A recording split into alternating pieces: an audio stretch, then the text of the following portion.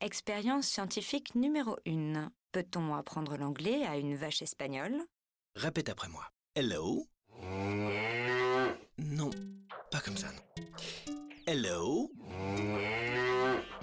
Non plus. Disons que ça n'est pas une réussite, mais c'est bien d'avoir essayé. Toi aussi, fais le plein d'expériences avec les petits débrouillards.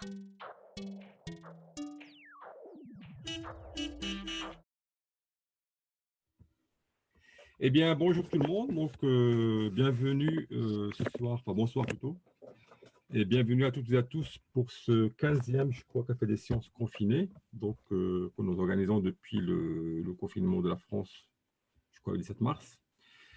Ce café des sciences est un peu spécial parce qu'en fait, il va traiter d'une part de l'histoire un petit peu des petits débrouillards, enfin, savoir d'où on vient, comment sont nés le mouvement des petits débrouillards, comment il s'est propagé un petit peu à travers le monde. Et on peut l'assimiler à une espèce d'anticorps en fait qui permet de se prémunir contre les fausses informations ou les obscurantismes. Et cet anticorps, en fait, il est contagieux et diffuse. Voilà, c'est un peu l'image qu'on souhaite voir aujourd'hui. Et on va commencer avec notre patient zéro, comme on dit, qui est Félix Maltais. Donc, Félix Maltais, il est québécois, il est journaliste et éditeur. Et c'est le fondateur des petits débrouillards dans le monde, en commençant par le Québec. Donc, je souhaiterais demander à Félix Maltais de nous dire à peu près dans quel contexte, dans quel environnement cette idée des petits débrouillards donc, est née et comment il a pu donc mener ce chemin grâce auquel nous sommes toujours là, sachant que lui, il est journaliste. Je pense que l'histoire commence en 1978. Félix. Oui, bonjour. Bonjour. Bonjour Mustapha, bonjour tout le monde. Très heureux de participer à cette petite panel sur l'histoire des débrouillards. Ça fait vraiment plaisir. Oui, effectivement, en 1978, création d'une agence de presse scientifique au Québec. L'Association des communicateurs scientifiques avait comme constat qu'il y avait peu d'informations scientifiques dans les médias. Et pour remédier à la situation, est allé chercher un peu d'argent au gouvernement fédéral pour créer une petite agence de presse. Nous étions 2 employés. Et cette agence de presse-là avait surtout pour mission de diffuser des textes d'information scientifique dans les médias régionaux, les journaux, les hebdomadaires régionaux, journaux communautaires et les stations de radio, tous des médias qui rejoignent énormément de gens, mais qui n'ont pas les moyens d'engager des journalistes scientifiques. Donc, l'agence Science Presse est créée. Elle alimente chaque semaine les médias régionaux en information, en texte sur l'actualité scientifique, sur les recherches qui se mènent au Québec dans les universités, centres de recherche et un peu dans le monde.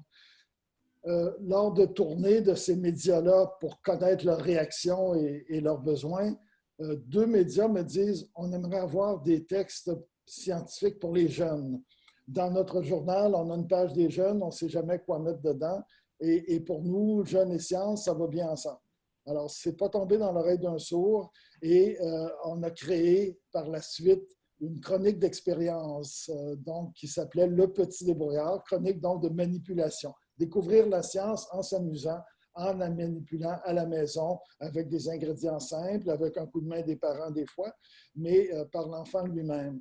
Donc ça, cette première chronique-là, on parle de 1979.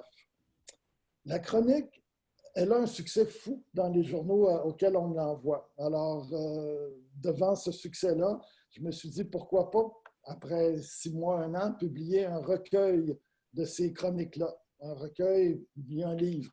J'avais des bons contacts aux presses de l'Université du Québec et le résultat a été ce volume, Le Petit Débrouillard, le livre bleu, donc publié en 1981, au printemps 1981. Et l'éditeur, mon ami Jean-Marc Gagnon, hésitait avant la publication, est-ce que je publie ou pas?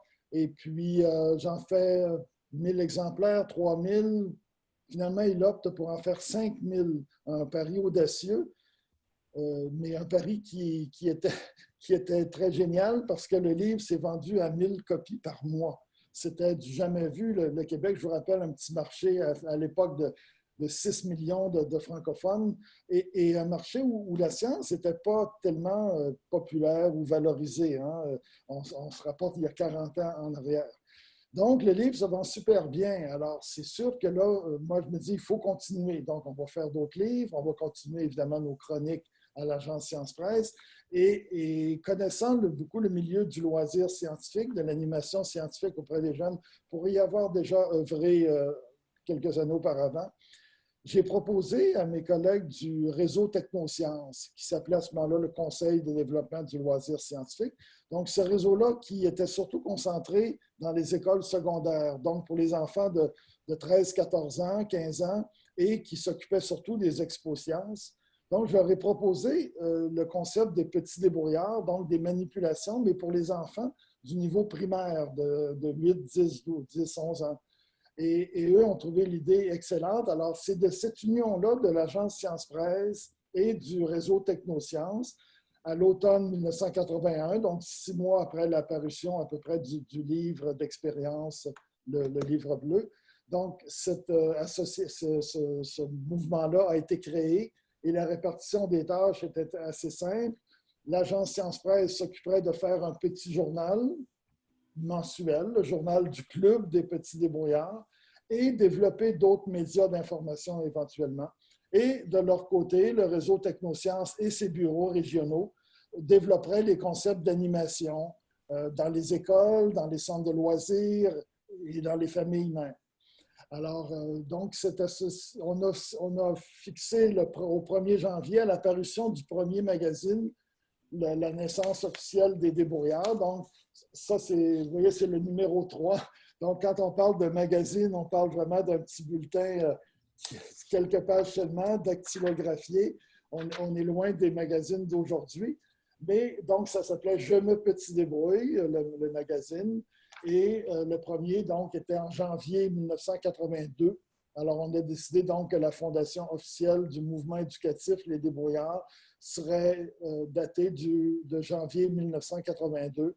On fêtera donc nos 40 ans dans 2 ans. L'idée, c'est ça, hein, c'est de diffuser l'intérêt pour les sciences auprès des jeunes, d'abord en commençant par ce qui est le plus intéressant, c'est-à-dire faire des manipulations, poser des questions, formuler des hypothèses, voir tout de suite le résultat. Quand l'expérience marche, si elle ne marche pas, qu'est-ce qu'on a fait, qu'est-ce qui est différent. Donc, ça s'est bien passé et c'est nos collègues donc, du réseau Technosciences qui ont fait les premiers contacts avec des animateurs scientifiques français pour leur raconter qu'est-ce que nous on faisait et quelle était la réaction des jeunes qui étaient vraiment enthousiastes, non seulement les jeunes, mais les parents et beaucoup d'enseignants aussi qui nous ont découvert à ce moment-là. Donc, nos collègues du réseau Technosciences, eux, ont diffusé la bonne nouvelle de l'animation scientifique à leurs collègues français qui en ont fait un succès formidable en France. Nos livres, on était rendus à ce moment-là déjà à 2 livres d'expérience qui ont été refaits en France chez Belin. Donc, qui a fait 3 livres avec nos 2 premiers, avec donc moins d'expérience par livre. Et par la suite, là, les petits débrouillards français se sont énormément développés et ont eu leur propre activité d'édition avec la fameuse encyclopédie des petits débrouillards là, et bien d'autres publications. Et c'est l'équipe française, d'ailleurs, qui a essaimé en Europe, en Afrique du Nord aussi, pour développer le mouvement, en faire vraiment un mouvement international. Donc, en gros, c'est un peu ça, nous, à l'agence Science Presse. Donc, on a continué à développer le côté média. Donc, on a fait plusieurs livres, on a développé le magazine, le petit bulletin pour en faire un vrai magazine.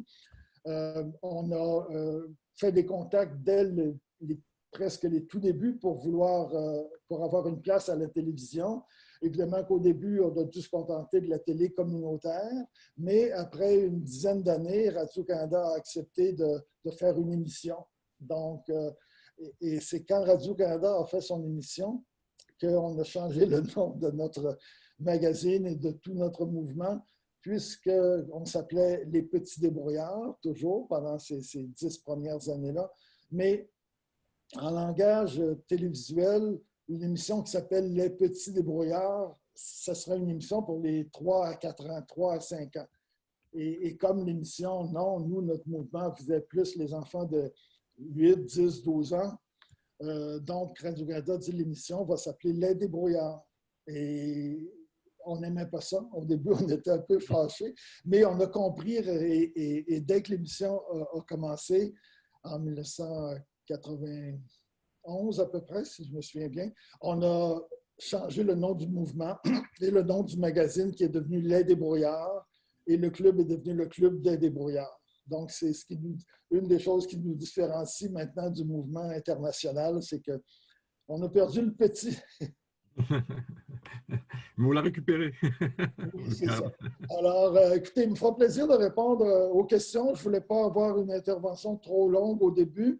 Ouais. Mais en gros, écoutez, c'est un mouvement qui s'est développé énormément au Québec.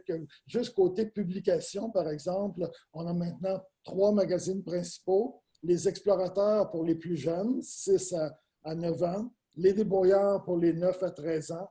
Et on a aussi un magazine pour les adolescents depuis 5 ans maintenant qui s'appelle Curium. Donc, notre activité d'édition va très, très, très bien. Malgré la crise des magazines ou la crise des médias, nous, on ne le sent pas vraiment. Au contraire, nos chiffres de vente sont très bons. On a beaucoup développé, évidemment, les sites web, les réseaux sociaux et toutes sortes de projets. Vraiment, les débrouillards au Québec, ça va très, très bien. Est-ce qu'il y a des gens qui ont des questions? Ils peuvent lever la main avec le bouton qui est en dessous ou écrire sur l'onglet Converser.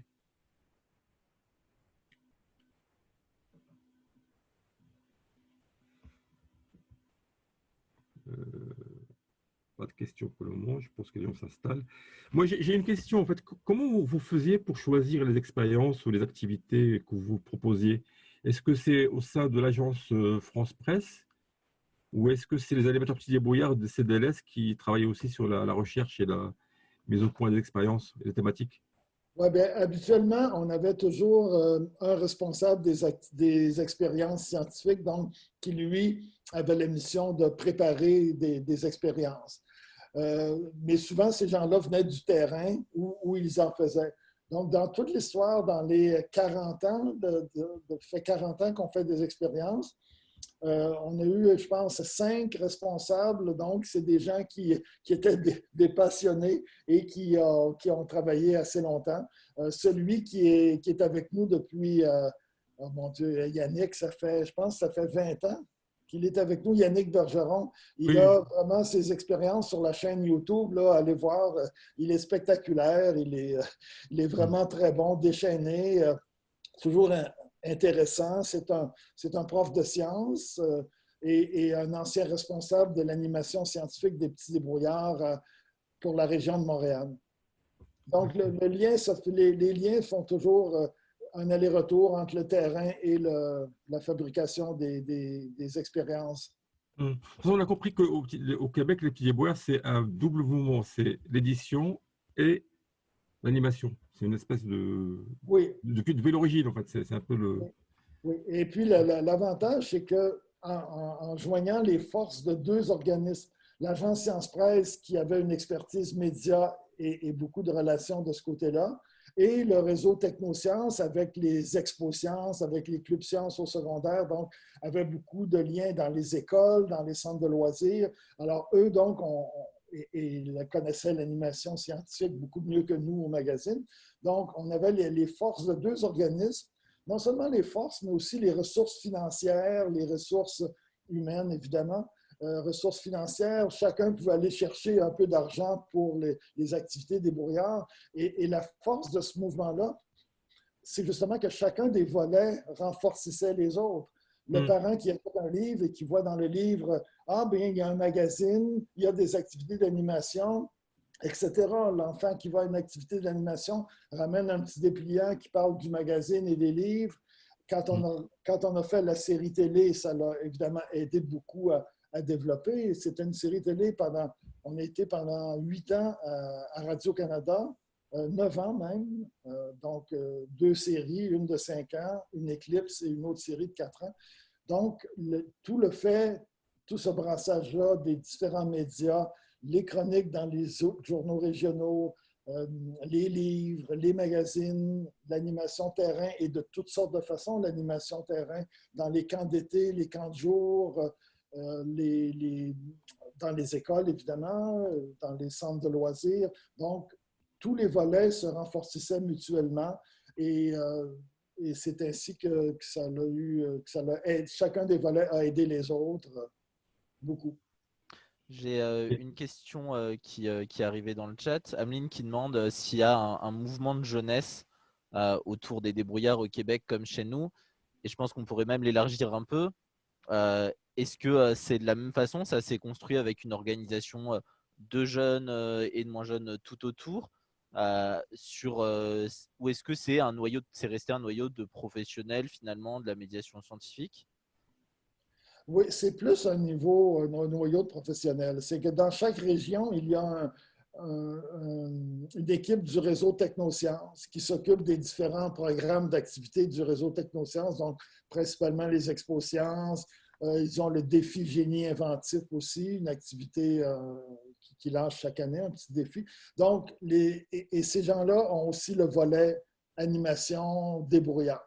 Donc, c'est plus des professionnels. La notion de club, on a un peu tendance à la laisser tomber depuis plusieurs années déjà parce que l'enfant, il s'inscrit à une activité où c'est l'animateur des débrouillards qui vient en classe, ou l'enfant s'inscrit à une série de 10, mettons, 10 rendez-vous au centre de loisirs avec les débrouillards, mais la notion de club, comme on peut la concevoir, par exemple, chez les scouts ou ailleurs, elle n'existe pas vraiment chez nous. C'est vraiment plus une activité qui est soit ponctuelle ou soit régulière pendant un certain nombre de semaines. C'est ainsi qu'elle se développe. Le lien est beaucoup aussi avec les médias, avec le magazine, hein, avec une diffusion pour les débrouillards de 30 000 exemplaires qui sont livrés à la maison chaque mois. C'est un lien très fort entre l'enfant et nous et la science. Donc, ça, c'est important. Et les explorateurs, c'est la même chose pour les plus jeunes. Le magazine Les Explorateurs a aussi une expérience à chaque mois, une expérience plus facile que celle des débrouillards. Mais donc, c'est un peu différent, je pense, ou dans certains pays où c'est peut-être plus, la notion de club est peut-être un peu plus présente. Effectivement, Okay. merci. Merci Félix. Ça fait la transition avec peut-être… Pascal. Alors Pascal Desjours, donc, qui est l'un des premiers animateurs petits débrouillards en France. On est en 1984 et Pascal découvre les petits débrouillards. Donc il va nous expliquer comment il est devenu petit débrouillard dans l'âme et qu'il a aussi contribué donc à installer durablement les petits débrouillards, en tout cas en France. Voilà. Pascal, à toi. Oui, comme dit Mustapha, c'est en 1984, en juillet précisément, que Jean-Claude Guirandon, un grand monsieur de l'animation scientifique en France, a amené dans ses bagages une animatrice petite débrouillarde du Québec et de Québec aussi, Danielle Laverdière, parce qu'il organisait pour ce qui s'appelait à l'époque le Musée des sciences et des techniques, future Cité des sciences, une semaine d'animation scientifique avec tout un tas de mouvements. Et moi, j'étais animateur scientifique à l'époque, même, on va dire permanent, d'une association d'animation scientifique qui s'appelle aujourd'hui Planète Science, qui s'appelait Association nationale sciences techniques jeunesse à l'époque. Daniel nous a montré les petits débrouillards, enfin, la façon de faire, les expériences, les livres aussi qui existaient. Et on a été plusieurs. Alors, il y avait des professeurs, des animateurs et animatrices scientifiques dont je faisais partie, des animatrices et animateurs d'éducation populaire, on va dire au sens large, qui avons décidé de nous réunir pour imaginer comment lancer ça en France. Et on s'est réunis en septembre, le 15 pour être précis, de 1984, pour voir comment on pouvait faire. Donc, la première chose qu'on a faite, c'est immédiatement une plaquette On avait les livres Petits débrouillards québécois hein, qui est parmi nous. Donc, ça nous permettait de voir un peu les expériences. Et on a commencé à proposer dans nos réseaux, les réseaux de chaque association, hein, parce qu'il y avait vraiment plusieurs associations, et des réseaux plutôt parisiens, on était à Paris et en région parisienne, des animations qu'on a faites dès le départ bénévolement. Alors nous étions des adjoints du professeur scientifique, je ne me souviens plus si Félix a parlé du professeur scientifique, qui est le réel inventeur des petits débrouillards. Nous étions des adjoints de professeurs scientifiques et on a fait des tas d'animations. On a essayé de vendre la revue, nous aussi. Alors nous on a fait, c'était 4 ans après la revue, on a fait aussi notre petit supplément. On n'a pas du tout réussi à vendre la revue, on a perdu un peu d'argent. On n'est pas très commerciaux aux petits débrouillards en France là-dessus. Et c'est vrai qu'on a commencé plus par l'animation que par l'édition.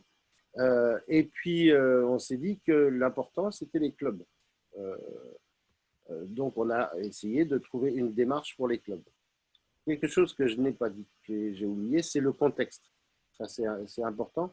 Il faut voir que l'animation scientifique en France se développait depuis le début des années 60, avec les premiers clubs aérospatiaux, en 62.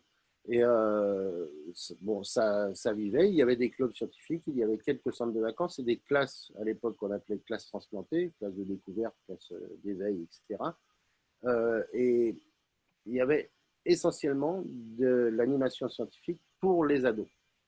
Il n'existait pas de proposition de club pour les plus petits. Par contre, les clubs étaient quand même assez développés. Il se passe qu'en 1980, je ne sais plus si c'est en 80 précisément qu'il a été nommé ministre de la Recherche, M. Hubert Curien. Toujours est-il que ce M.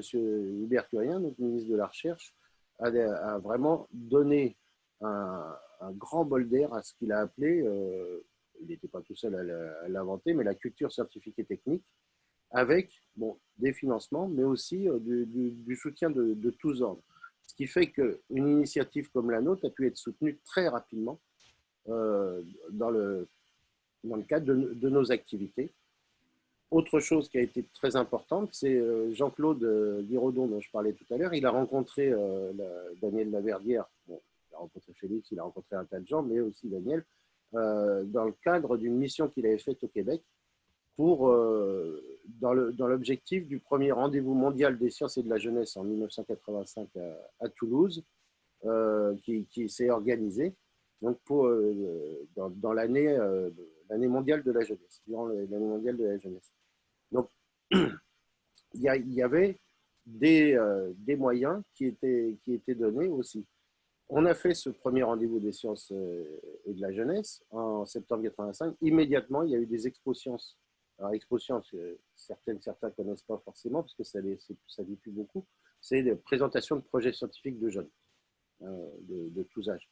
Donc, des expo-sciences se sont développées partout. Et comme nous, on s'était fait connaître grâce aux Québécois qui étaient à Toulouse, on a été appelés dans quasi toutes les expo-sciences de France de 1986 à, je sais plus quand se sont arrêtés les appels aux petits débrouillards, quand des antennes régionales et des associations régionales se sont créées.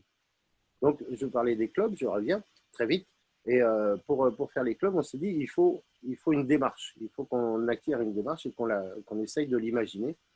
On a fait en 1986, année de la création des petits débrouillards, de l'association des petits débrouillards. On a fait toute une réflexion autour de cette formation et on a abouti à une formation qui ressemble un peu à celle d'aujourd'hui, mais qui était sur 2 jours. On essayait de bourrer. Et la formation, il y avait le côté pédagogique, dans le sens où c'était de la pédagogie active, de la pédagogie de projet. C'était à la mode à l'époque. Mais c'était surtout dans le faire. C'est-à-dire que les stagiaires de nos formations, comme aujourd'hui, n'étaient pas forcément des personnes qui avaient une grande culture scientifique, des connaissances scientifiques. Et ce sont des personnes qui acquéraient tout ça en même temps qu'ils pratiquaient. Et on le pratiquait donc pendant ces 2 jours. On a fait des mises en situation, enfin des choses comme ça. On s'est appuyé sur pas mal d'animatrices et d'animateurs, des personnes qui étaient déjà dans la fonction d'animer. ce qui a permis de développer assez rapidement. Voilà. En gros, comment le contexte. Bon, après, il y a toute l'histoire, mais ça, s'il y a des questions sur la suite, je pourrais en parler. Ouais, il y a plusieurs questions qui sont arrivées. Il y en a une, je reviens à Félix, qui est demandé est-ce qu'au Canada, il y a une relation entre les débrouillards et le monde de la recherche et le monde scientifique? Pas vraiment, non. Pas vraiment. Et ben voilà, c'était une réponse. C'est clair. C'est très clair. C'est ça. Et il y a une question de Karine, que beaucoup d'entre vous connaissent, du coup, qui demande est-ce qu'il y a une frise historique quelque part avec les dates importantes de la grande histoire des petits débrouillards? Il y en a une qui a été faite par le CNAM, qu'on avait exposée d'ailleurs au congrès de Nancy. Ok, et ben voilà pour Karine. Et sinon, Pascal, tu as l'air très apprécié dans le réseau. Oui, Félix. Alors, Félix, pardon, je rouvre ton micro. C'est bon, c'est bon. À propos des dates importantes dans l'histoire des débrouillards, sur le site des débrouillards québécois, il y a un petit historique des différents développements du Club des débrouillards, des activités, des magazines, des séries télévisées, etc. sur notre site. Ok, donc si on n'a plus de questions pour Pascal ou pour Félix, on va passer à Joël Québec. Apparemment, il y a encore une dernière question. Vas-y, oui. C'est sur la tortue. Oui, passer la tortue, oui. Oui, oui, très vite. La tortue, j'ai fait une petite réponse par chat. Mais comme, en fait, la tortue, c'est parce qu'on a aussi essayé de faire un magazine. C'est quoi son nom déjà, la tortue? Comment elle s'appelle? Zigo, comme les zygomatiques. Et la tortue, on a essayé de faire un petit magazine aussi à un moment donné, et on l'a appelé Bunta Science. Et on s'est dit, bah, on va mettre aussi une mascotte, qui est donc la tortue qu'on a appelée Zigo, pour faire le pendant de Beppo, Beppo, ouais. Beppo, la grenouille québécoise. Une adaptation. Mais Pascal, toi aussi, tu as le costume de Zigo, il est où? Le costume de Zigo, il y a eu des soucis sur les locaux petits débrouillards. Dommage. Et c'est parti. Dommage. Bon. Joël Québec, est-ce que tu es parmi nous? Joël? Je suis là. Bonsoir à tous. Donc Joël, il est aujourd'hui professeur des écoles qui exerce dans un établissement pénitentiaire. Et Joël donc a été aussi un des premiers animateurs. Donc Joël, tu es arrivé en 88 ou 89, je ne me rappelle plus. Alors je suis arrivé en 89. D'ailleurs, c'est très émouvant pour moi ce soir d'être en présence des pères fondateurs. J'ai fait partie de la deuxième vague en fait. Et je suis arrivé complètement par hasard. Après ma coopération, j'ai eu l'occasion de finir un BAFA. Et à l'occasion de ce BAFA, on m'a demandé ce que j'avais fait. J'ai dit que j'avais fait quand même quelques études de sciences en géologie notamment. Et on m'a proposé, on m'a donné le contact pour rencontrer les petits débrouillards. Et puis hop, un mois après, j'étais sur le terrain à faire une colo. Donc à cette époque, les formations étaient, accélérées, on peut dire. Donc j'avais acheté les quatre fameux livres. Et puis après, j'ai fait mon petit bonhomme de chemin. À l'époque, l'animation, on travaillait un peu dans tous les domaines. On animait des foires. Enfin on était en général prévu la veille pour le lendemain. C'était assez rock'n'roll. C'était vraiment sympa. Au bout d'un an de ce régime, j'ai eu l'occasion en Bretagne, lors d'une expo science, si ma mémoire est bonne, à Rennes, de rencontrer une collègue instit qui avait fait déjà des projets en Slovaquie et qui n'avait pas le temps parce qu'elle ne pouvait pas être sur le terrain. Et moi, je n'étais pas encore instit, donc ça tombait bien. Et elle m'a proposé de prendre la suite, en fait. Et un beau matin de novembre 90, j'ai débarqué à Bratislava. C'est un petit peu là que tout a commencé pour moi dans les formations internationales. Donc, j'ai formé déjà en Slovaquie à l'époque. À l'époque, c'était encore la Tchécoslovaquie. Il y avait déjà un peu d'eau dans le gaz parce que je sentais qu'il y avait quelques tensions avec les Tchèques lors des expos sciences internationales. Et donc, au bout d'un moment, j'ai travaillé un an et demi avec les Slovaques. J'allais très, très régulièrement sur place pour faire des formations. Il faut dire qu'en plus, en novembre 90, ça correspondait à peu près, c'était tout juste un an après la révolution de velours à Prague, et que donc les gens avaient une soif de développement de projets qui était assez extraordinaire. Et que quand on arrivait de l'extérieur avec des projets, ça marchait tout de suite. Alors, ça marchait d'autant plus que dans les anciens pays, puisque j'ai eu l'occasion d'aller en Russie également après, dans tous ces pays, il y avait une tradition de culture scientifique à travers les maisons des pionniers ou dans les maisons de jeunes qui était déjà très, très importante. Et donc, grosso modo, ce sont des gens qui pratiquaient des activités scientifiques sur ce mode. Mais pas forcément exactement sur ce mode de récupération un peu bidouille. C'est un peu plus organisé, un peu plus cadré. Donc, en fait, c'est ça qui les a séduits tout de suite. Donc, voilà un petit peu l'histoire. Donc, j'ai fait ça pendant 2-3 ans assez assidûment. Bon, après, je ne vous cache pas qu'au niveau financier, les petits débrouillards, ça nourrissait quand même pas son homme à 100%. Donc, j'ai fini par embrasser la carrière d'instituteur, mais je n'ai pas perdu pour autant le contact sur le terrain, parce qu'après, j'ai pu quand même, lors de vacances, ou me débrouillant un petit peu, continuer des missions peut-être un peu plus ponctuelles, donc de continuer à suivre les Tchèques et les Slovaques, mais également, j'ai eu l'occasion d'avoir des contacts avec la Belgique. Je suis allé en Russie, donc faire quelques stages de formation. On avait initié quelque chose en Bulgarie également. Au Maroc, j'ai participé aussi à une mission de formation au Maroc une fois, et puis sur des choses plus ponctuelles dans le cadre de fêtes de livres où les scientifiques étaient invités en Amérique du Sud et centrale. Voilà un petit peu le parcours, et à chaque fois, c'est vrai qu'on a rencontré un engouement terrible chez les enfants. Mon meilleur souvenir, je crois que c'est à Cuba. J'ai jamais vu des gamins aussi éveillés avec une telle soif de découvrir les activités scientifiques. D'autant que dans certains pays, je cite Cuba en plus, je crois qu'une semaine d'animation, c'était sur le thème de l'air et de l'eau. Ça a dû nous coûter l'équivalent de 100 francs à l'époque, donc c'était vraiment pas quelque chose d'onéreux. Et surtout, c'est des choses qu'ils pouvaient reproduire après avec leurs enseignants, parce qu'à Cuba, à l'époque, c'était pas évident. Donc voilà, en gros, pour brosser le tableau. Bon, j'ai dû oublier pas mal de choses, mais s'il y a des questions… Déjà, ce que tu as oublié de dire, c'est que quand tu partais, c'est pas pour 3 jours ou une semaine. Tu restais combien de temps en Tchéquie-Slovaquie? Ça dépend. J'avais déménagé à Brest à l'époque et l'hiver breton, me retenait pas spécialement tout l'hiver non plus. Donc, quand je partais, c'était 15 jours, 3 semaines en gros. Ouais. C'est vrai que j'ai appris… Tu as appris le tchèque et le slovaque aussi, les langues? Sur le tas, j'ai appris le tchèque et le slovaque comme j'ai appris les petits débrouillards un peu, et les expériences par essai-erreur. Et en fait, c'était la meilleure des méthodes. Si j'avais fait ça pour l'anglais, je pense que je parlerais beaucoup mieux que ce que je fais actuellement, par exemple. On a une petite question qui est arrivée dans le chat qui a commencé à susciter des réponses. Mais il y a Élise sur YouTube qui disait mais est-ce qu'il y a que des mecs aux petits débrouillards? C'est que des mecs qui ont fait les petits débrouillards. Et du coup, est-ce que Marie, tu souhaites prendre la parole pour répondre peut-être? Ou est-ce que vous souhaitez répondre, Joël, Félix Non, c'est juste qu'en fait, non, il y avait des femmes aussi, évidemment, comme toi, mais en fait, on les a un petit peu perdues. La seule qu'on aurait pu effectivement avoir ce soir, c'est Claudette Duplan.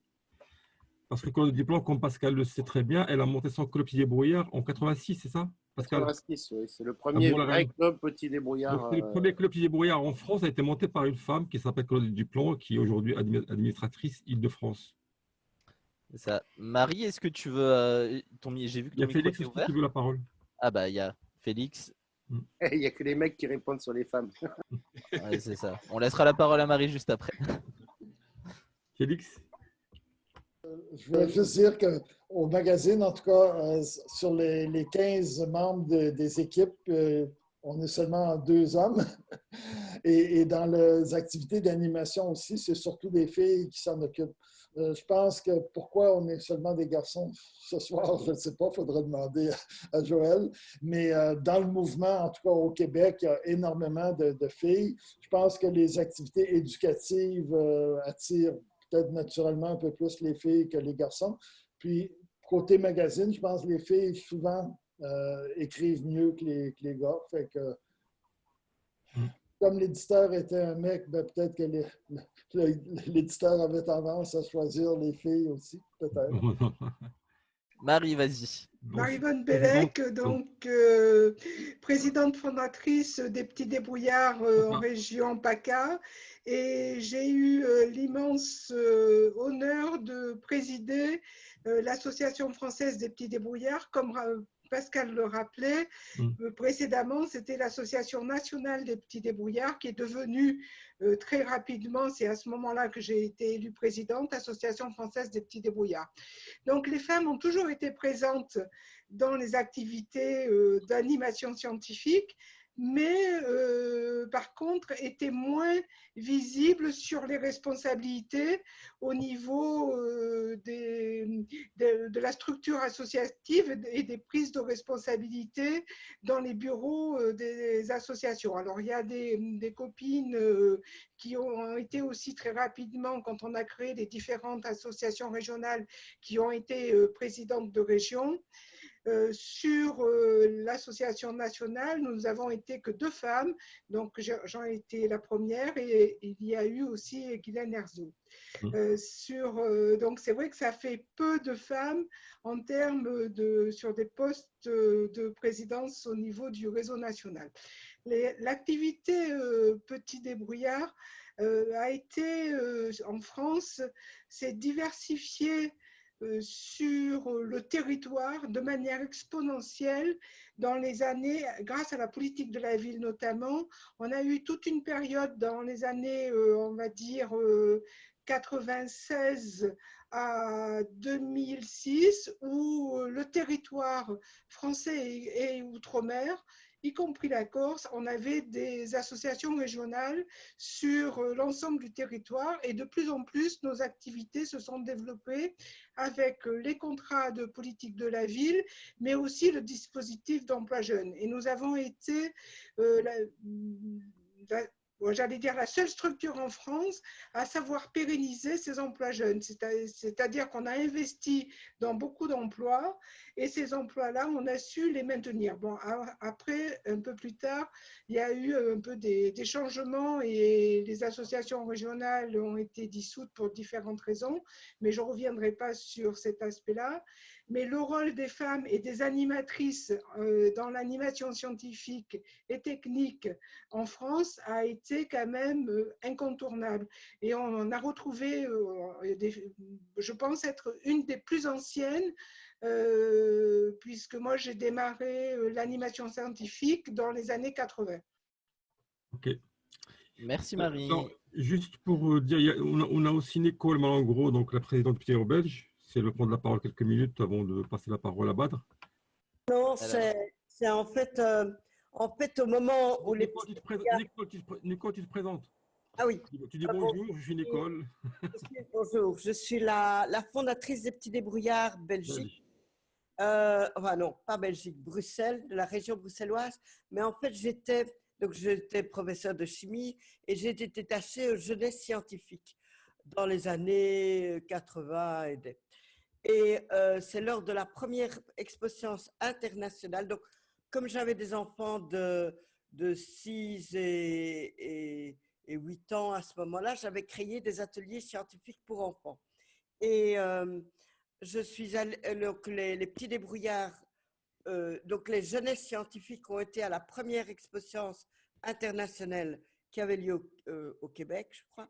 Et là, il y a eu la création de la Fédération internationale des petits débrouillards. Et en revenant, comment je ne sais plus comment. Il y a eu un président des petits débrouillards Belgique. Et lorsque je suis devenue veuve, j'ai eu l'occasion, bon ça c'est une popote interne à la Belgique, c'est que quand on est professeur dans l'enseignement, si on est veuve, on a le choix de prendre un mi-temps et de pouvoir travailler, enfin d'accepter la pension de veuve. Et je me suis dit, eh bien là, je vais créer les petits débrouillards région bruxelloise avec l'autorisation de, attendez, hein, c'était le premier président belge des petits débrouillards, c'était le frère du directeur des petits débrouillards. Pas grave, on retrouvera. C'était il y a longtemps. Et donc, on a créé les petits débrouillards de la région bruxelloise. Et j'ai considéré que je travaillais à mi-temps à ce niveau-là. Et Antonio Nunes nous a rejoints très vite parce que moi, je suis spécialiste en sciences, mais pas du tout en gestion humaine, quoi. Et donc, on a fonctionné, bon, ça fait 22 ans que nous fonctionnons. Mais moi, je suis la présidente des petits débrouillards de la région bruxelloise. Mais Pascal Desjours est venu il y a très, très, très longtemps aux jeunesses scientifiques pour expliquer les premières expériences quand ils se baladaient. C'était le ballon qu'on perce sans qu'il éclate et des petites choses comme ça, quoi. Et on a toujours fait des petites expériences de sciences amusantes. Et on a fait beaucoup de formations d'enseignants aussi, nous. On a été fort tournés aussi vers l'enseignement, où les professeurs de sciences, où les instituteurs sont fort demandeurs, ce qui est apparemment très différent de la France, où là, il y a moins de formation d'instituteurs. Nous, on a beaucoup de formations au niveau institutionnel de l'enseignement, des enseignants qui veulent inclure des ateliers petits débrouillards dans leurs animations, dans leur classe, quoi. Voilà. Ok, merci Nicole. Donc pour l'instant, on va passer à Badr. Il y en a notamment de camps internationaux petits débrouillards qui étaient liés aux expo-sciences. Chaque fois qu'il y a une expo-science, notamment à Charleroi, et là, il y a des Français qui sont venus, etc. Et Joël Québec était très, très copain avec Petre, et Marie était donc qui était aussi tchèque, était notre lien avec Petre parce que lui parlait très peu français, et c'était Marie qui était l'interprète entre Petre, et donc elle était quand même une cheville ouvrière importante, féminine, quoi. Merci Nicole, on revient sur les camps après. Badr Belhassen, président du Maroc, est-ce que tu es encore là? Donc, merci Mustapha. Donc vous Bonsoir avez à rencontré tous. les petits débrouillards en 1989, c'est ça, à l'exposition de Brest, si j'ai bien compris. Absolument, oui. En Voilà. 89, donc, en fait, au début, j'étais un membre d'une association régionale qui s'appelle l'Association Bourg-et-Grec. Et par hasard, on m'avait demandé d'aller accompagner un groupe de jeunes enfants en France, notamment à Brest, à une exposition. Donc, comme j'ai vécu en France, c'était rassurant que quelqu'un qui connaît un petit peu la route. Donc, j'ai accompagné, et non seulement à l'exposition, mais surtout au village des petits débrouillards, le village international des petits débrouillards, enfin, c'est le camp international des petits débrouillards, qui se faisait à l'époque. Et donc, j'ai découvert, et j'étais épaté par le concept, par la démarche, et surtout par le moyen très peu coûteux de bricolage et de cuisine. Et on fait de la science, et on fait épater les enfants et faire découvrir aux enfants plein de choses. Donc, de retour au Maroc, j'ai eu le plaisir avec un groupe d'amis, notamment je rappelle M. Louiger, je rappelle Ben Abdembi, je rappelle un certain nombre de personnes qui ont travaillé avec nous dès le départ pour importer les petits débrouillards. Et c'était grâce à Jean-Claude Guiraudon, encore une fois, un grand monsieur, comme le dit Pascal Desjours, c'est lui qui nous a aidés à monter les premières formations dès 90. Donc, on a fait les premières formations en 90 et une deuxième exposition en 91 à Prague, je me rappelle, avec le camp international sur les Tatras, enfin, en Slovaquie. Et là où j'ai rencontré la Fédération internationale des petits débrouillards, et j'ai rencontré Pascal, Joël, Mousse, qui d'autres, François, Nicole et bien d'autres. Et donc, bon, là, on a démarré avec les petits débrouillards. Donc, les petits débrouillards au Maroc, c'était deux associations régionales, donc Bourg-et-Grec et une autre sur Rabat qui s'appelle le Ribat al-Fath. Et donc, nos projets, c'était plus des participations à des expositions avec des petites animations de temps en temps dans des écoles. Donc, et ça a pris quand même une dizaine d'années jusqu'à peu près 2002, où avec une rencontre un peu fortuite, grâce à Mustapha d'ailleurs, j'ai rencontré Albin Michel Jeunesse, et j'ai eu le plaisir de traduire les livres d'Albin Michel Jeunesse. Donc là, c'était la première expérience. Donc, c'est des livres que vous connaissez au niveau français. Donc, et comme l'association de Salé ne souhaitait pas se projeter dans ces projets, moi j'ai créé une société dans un premier temps qui portait les petits débrouillards dans ces activités, dans ces objets sociaux. Donc, quelques années après, grâce à ces livres, grâce à des formations, grâce à des animations, j'ai eu l'occasion de rencontrer un ministre, mais merveilleux, c'est Harouchi, qui était ministre de Solidarité sociale. Et donc, il a souhaité accompagner les petits débrouillards du Maroc, mais pas en tant que société, mais en tant qu'association. Et là, en 2005, j'ai créé l'association marocaine des petits débrouillards. Et bon, c'est parti. Et là, avec une équipe, avec des projets associatifs, un projet pédagogique.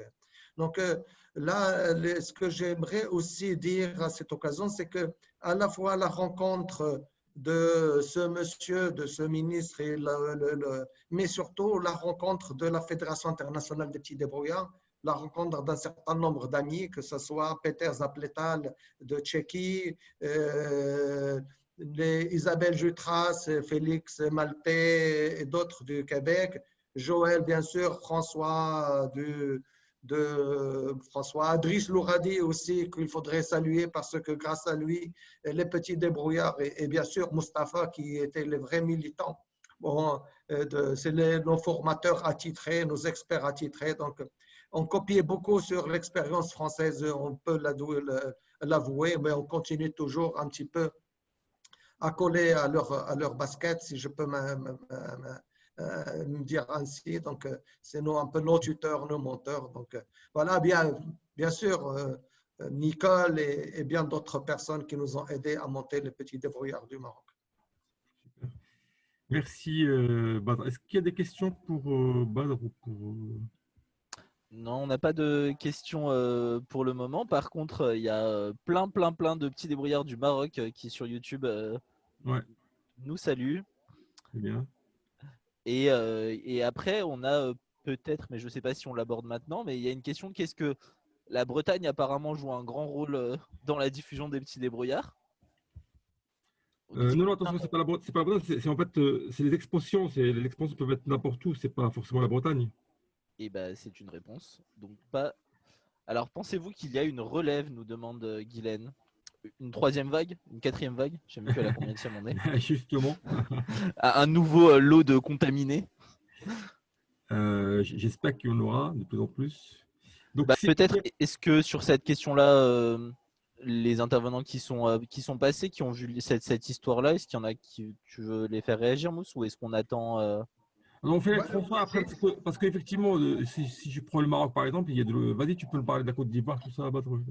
Moi, si je peux me permettre, je voudrais rappeler toutes les expériences. D'abord, nos amis tunisiens, et je vois Frej Chaouchi qui est avec nous, avec toute l'association Jeunes Sens Tunisie, et qui a pris dans son bagage, dans ses valises, les petits débrouillards. Et donc, ils les ont pilotés des années et ils continuent à les piloter.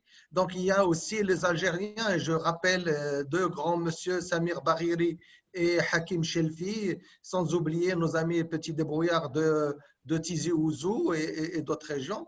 Donc, il y a eu des expériences aussi grâce à une collaboration avec PACA en Égypte, notamment à la bibliothèque d'Alexandrie. On avait monté dans un collège Jean-Marc, je pense, en Alexandrie, les petits débrouillards, et donc ils sont aussi été transportés grâce à Driss Louradi au Koweït et peut-être grâce aussi à toi dans les pays arabes. Donc, le mouvement le Liban aussi, donc, qui était aussi partie prenante un certain nombre d'années. Donc voilà, dans le sillage de la Fédération internationale des petits débrouillards, on voit les Tunisiens, les Algériens en force. Voilà, donc l'expérience africaine, c'est tout juste, c'est tout frais. Donc, il y a une tentative en ce moment de développer les petits débrouillards en Côte d'Ivoire, notamment dans une université à la Sala, je pense, pour bientôt. Donc, on est sollicité par la coopération allemande. C'est comme ça. Donc, ils vont nous soutenir pour mettre en place les petits débrouillards en Côte d'Ivoire. Il y avait une petite expérience, mais bon, qui n'a pas fait long feu, c'est au Cameroun aussi. Donc, comme tu le sais, Mustapha, le Maroc se place de plus en plus vers l'Afrique et il essaie de développer de la coopération sud-sud. Et donc, on est preneur et voilà. Tout à fait. Il y a d'autres questions? Oui. Oui. La Sur, fédération tendance existe peut-être toujours. bah voilà, tu l'as vu. Ouais. Alors là, je vais laisser répondre. Donc, on a ce soir avec nous le président de la Fédération internationale des petits débrouillards, Antonio. Tu es là? Ouais. Bonjour, bonjour. Non, je suis ici, je suis ici. Alors, Antonio, donc c'est petit débrouillard de Belgique, on le voit son accent. Bonjour à tous. Hein. Donc, vraiment, ça fait chaud au cœur de voir la famille Petit Débrouillard un peu partout comme ça. Et, oui, il y a des questions par rapport à la fédération. Nous, ici en Belgique, nous avons organisé pour nos 20 ans un grand séminaire international où on a invité tous les petits débrouillards. Et Félix nous a fait l'honneur de venir à Bruxelles. Et à ce moment-là, tous les petits débrouillards se sont réunis et au niveau de la Fédération internationale, et ils m'ont choisi de devenir président de la Fédération internationale des petits débrouillards. Et depuis lors, j'ai ces tâches-là. C'est lourde tâche parce qu'on est tellement petit au niveau des ressources financières et humaines, mais l'esprit et la philosophie et la démarche des petits débrouillards nous unissent.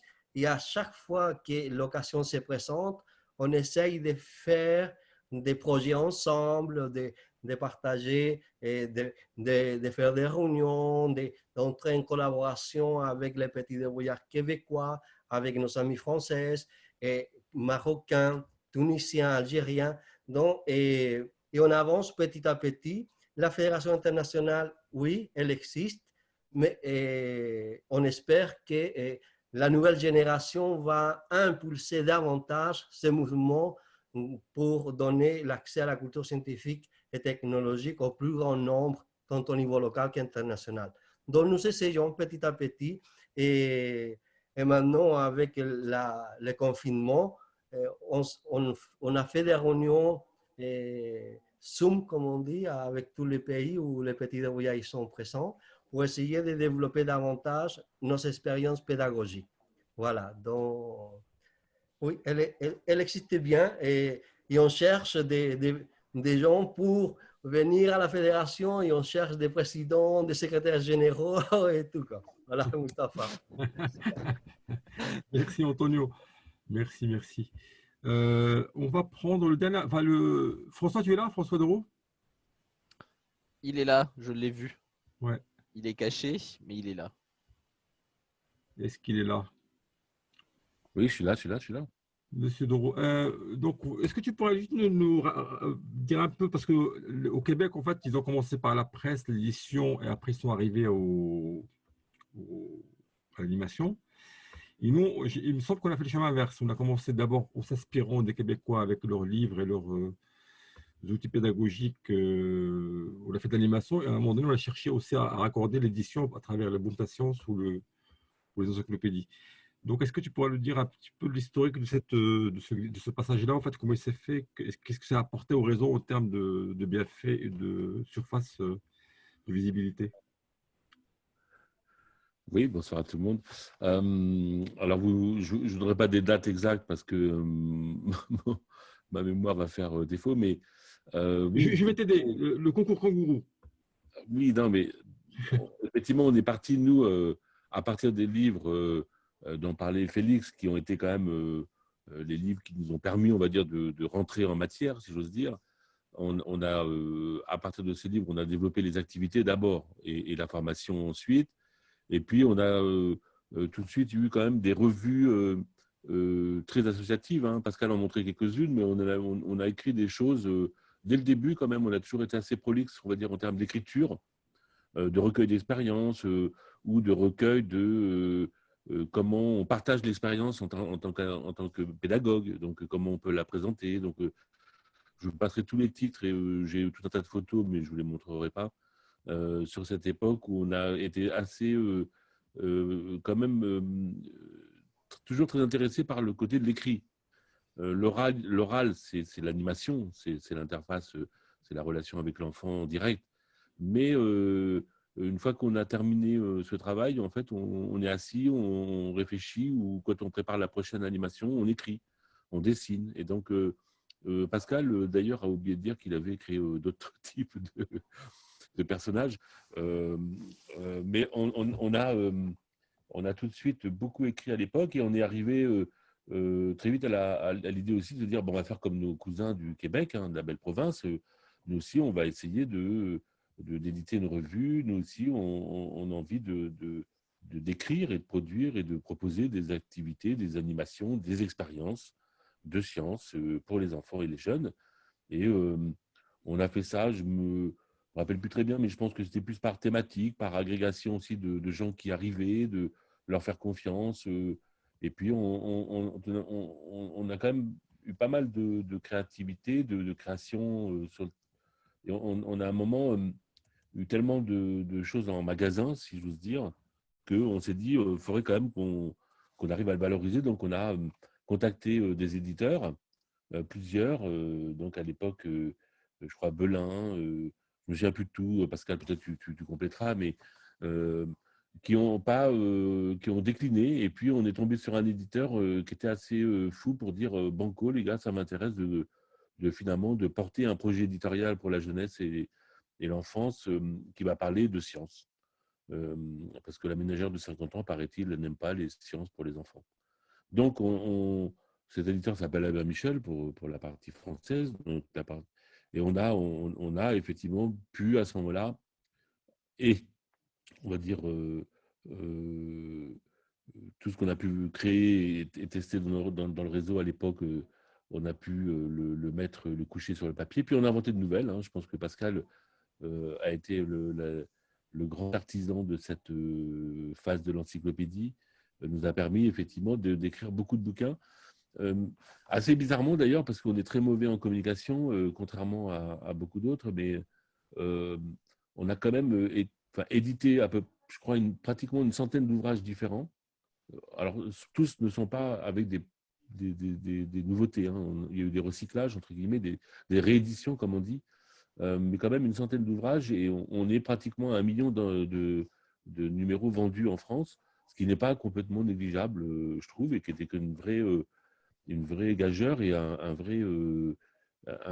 qui était un vrai moment important pour le réseau, me semble-t-il aussi. C'est-à-dire de thésauriser un petit peu ce qu'on arrive à créer.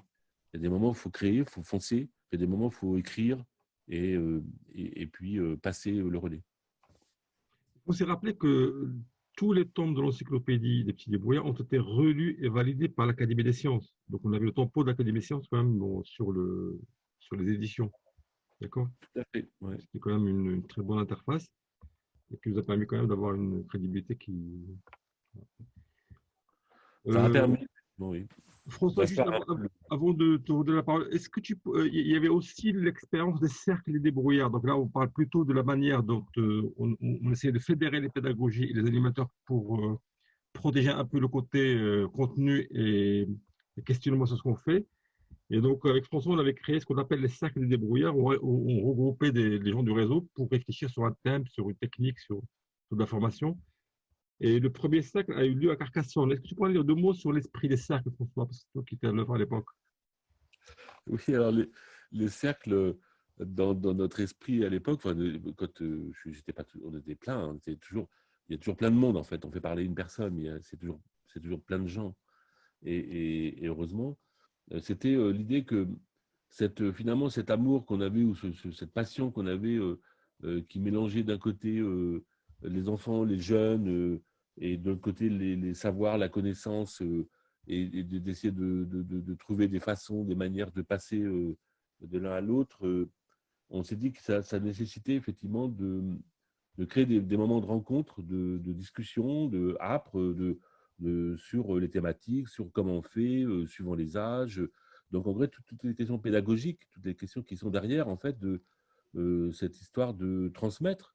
et qui n'est pas une question simple, et qui est une question, pour moi, éminemment politique et éminemment aussi, évidemment, pédagogique. C'est-à-dire, quand on transmet, on donne beaucoup de soi, on donne beaucoup de ce qu'on pense, qu'on comprend, et on essaie voilà, de partager ça au mieux, et il n'y a rien de mieux que de le mélanger, de le confronter à l'autre, à la vision de l'autre science, de l'autre qui a un autre parcours, de l'autre qui vient d'un autre pays, de l'autre qui a une autre langue.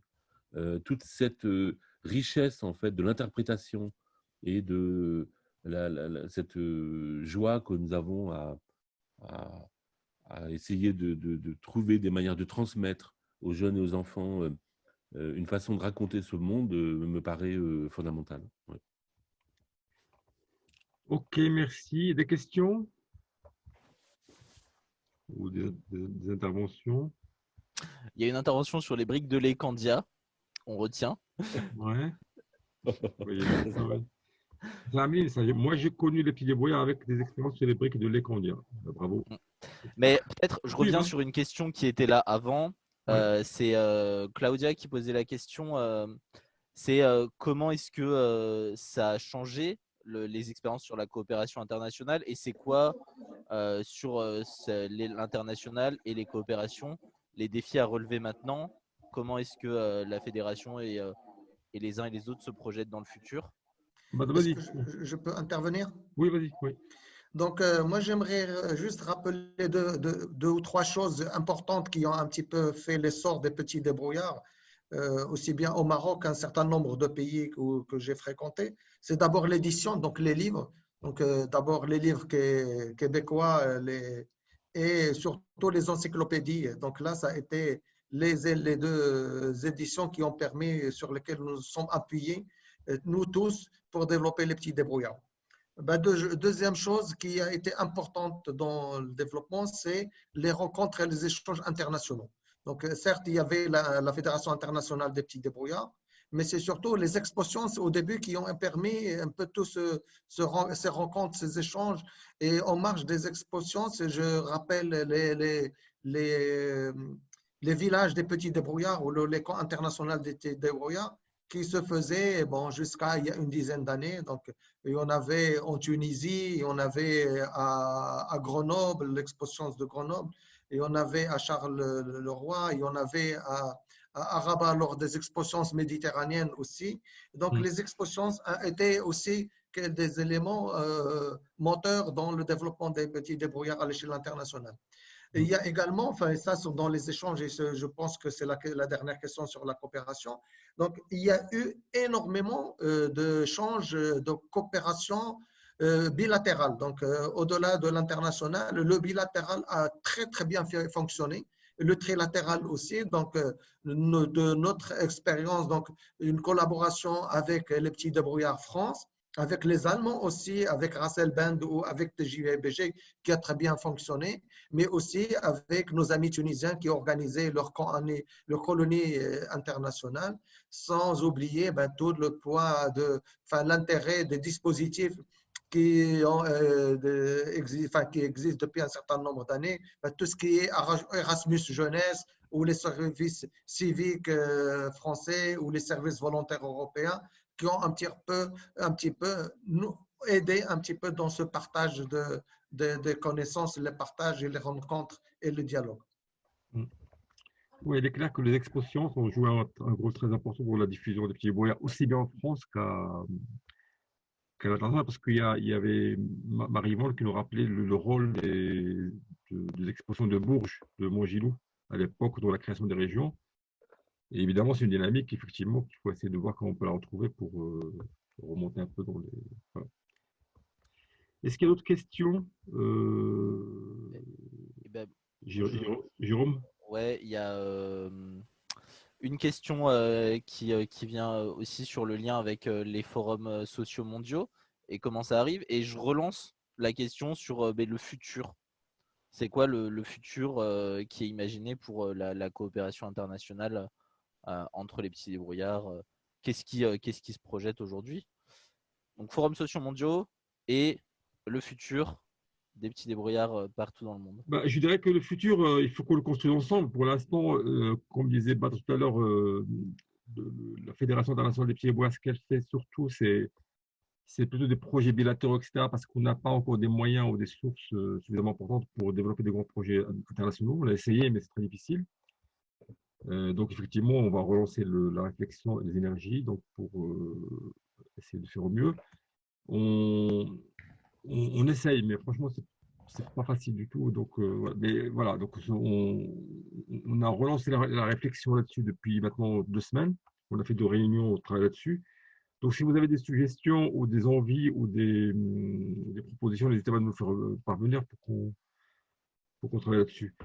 Sur les forums mondiaux, je dirais que les forums sociaux, en fait, à cette époque-là, en fait, on n'y était pas du tout. D'ailleurs, ils n'existaient pas. Notre première participation aux forums sociaux date d'il y a une dizaine d'années. Donc, c'est quand même relativement récent par rapport à l'histoire des petits débrouillards. Et elle s'est faite sur d'autres créneaux que ce qu'on voit ici, l'expérimentation, etc. Elle s'est faite plus sur la question de sciences et société et la relation société-démocratie. Donc, c'est un champ qu'on a développé beaucoup plus tard, à partir de 2007, et qui n'existait pas encore à cette époque-là. Mais on en reparlera à d'autres époques, à d'autres cafés des sciences. Ça marche, merci. Y a-t-il d'autres questions, interventions? Moustapha? Oui. Ouais, sur l'avenir, parce que c'est Claudia qui pose la question sur l'avenir, effectivement, des coopérations internationales. Alors, c'est vrai que malheureusement, on constate que les échanges entre enfants et jeunes sont de plus en plus difficiles. C'est pas parce qu'on ne veut pas, il faut comprendre, c'est pas parce qu'on a abandonné, c'est parce que c'est très, très, très difficile pour tout un tas de raisons. Et aujourd'hui, en plus, ça va, je pense pas, s'améliorer.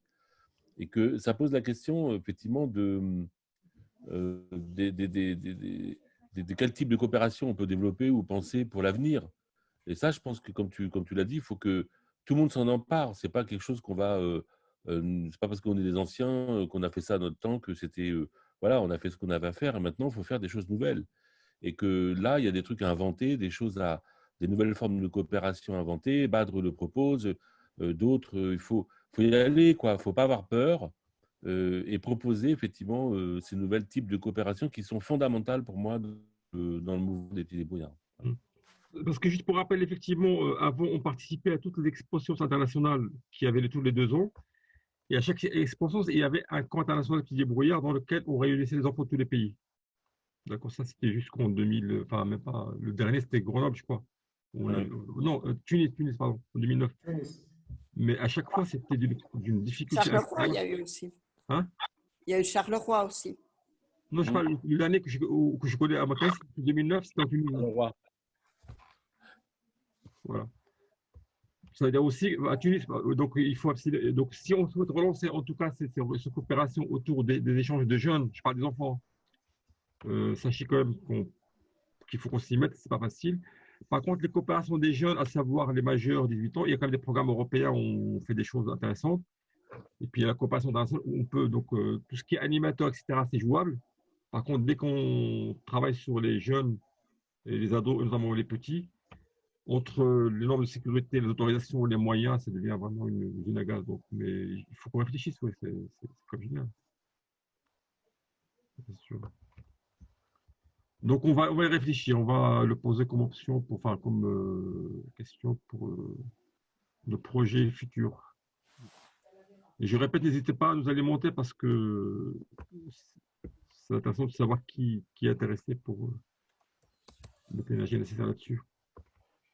Ouais, il y a Guylaine qui rappelle les coopérations virtuelles. Là, effectivement, il y a quand même des choses en ce moment sur les coopérations virtuelles, plutôt au niveau européen, celles dont moi j'ai connaissance en tout cas. Là, il y a aussi des partages, par exemple, sur nos productions virtuelles. À Tizi Ouzou, ils relaient pas mal ce qu'on produit en ce moment. Donc, il y a des choses qui viennent. Félix, tu voulais intervenir aussi. Je rouvre ton micro. Merci.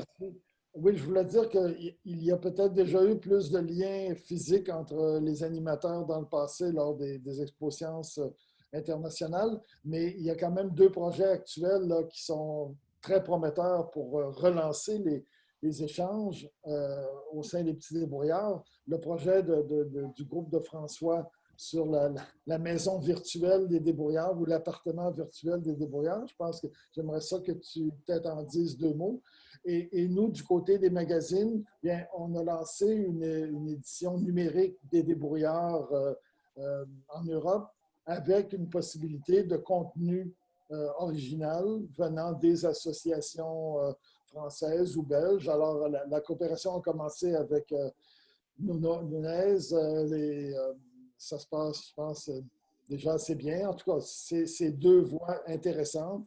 Si on ne peut pas se voir en personne, on peut au moins échanger virtuellement et ça peut donner d'excellents résultats. En tout cas, je pense que les thématiques sur lesquelles, en tout cas, nous, on est en France maintenant, à savoir l'éducation de transition écologique, que ce soit le numérique ou être humain vivre ensemble ou l'écologique, sont quand même des thèmes sur lesquels on peut vraiment créer des choses intéressantes de coopération internationale. Donc, ou alors, donc je pense qu'on peut réfléchir aux thématiques qui le facilitent et puis les moyens à mettre pour les mener, oui, c'est sûr. On peut...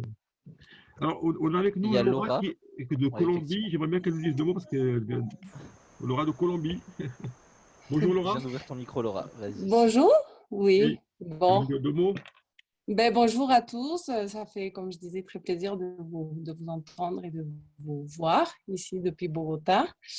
Juste pour vous raconter qu'on a eu aussi les petits débrouillards en Colombie plusieurs fois. Tu peux rappeler que tu étais à Marseille avant, pour que les gens comprennent d'où tu viens. Oui. Ouais, voilà.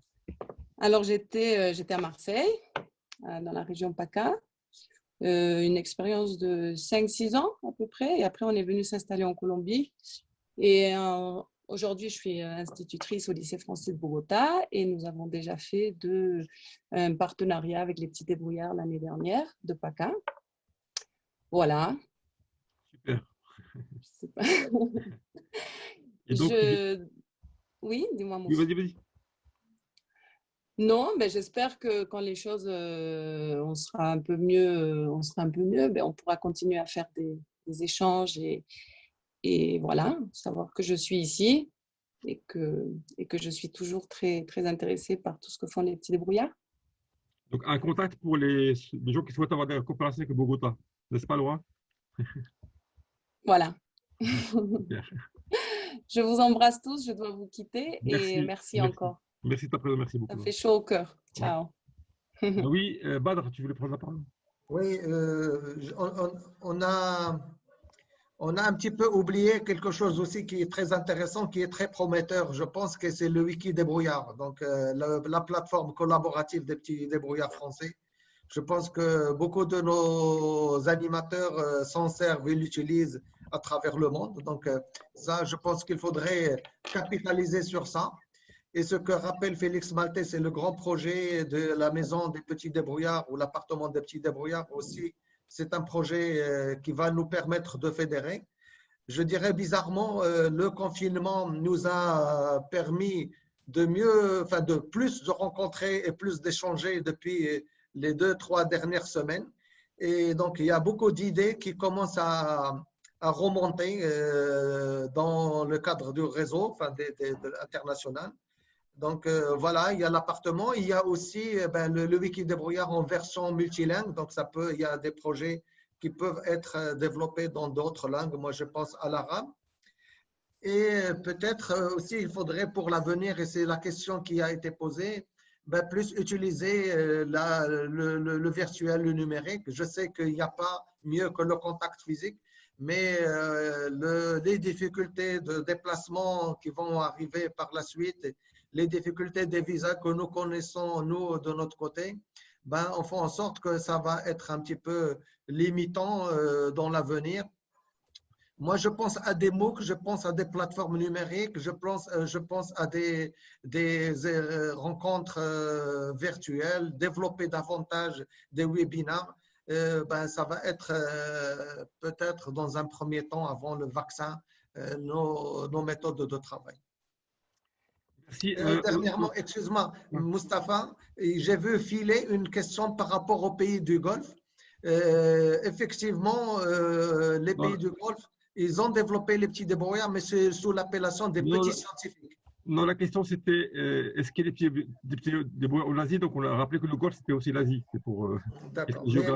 Alors, le Golfe, au pays du Golfe, le Koweït, l'Arabie Saoudite, les Émirats, ils ont des clubs scientifiques, mais ils appellent plus ça des petits scientifiques que le club des petits. Alors, il y a Claudette Duplon avec nous, je crois, on m'a dit en tout cas. Claudette, tu es là? Oui, j'arrive. Vous m'entendez? Madame Duplon, donc c'est elle qui a créé le premier club petit débrouillard en France à Bourg-la-Reine en 1986. Est-ce que tu pourras nous dire deux mots, Claudette, s'il te plaît? Merci. Est-ce que vous m'entendez?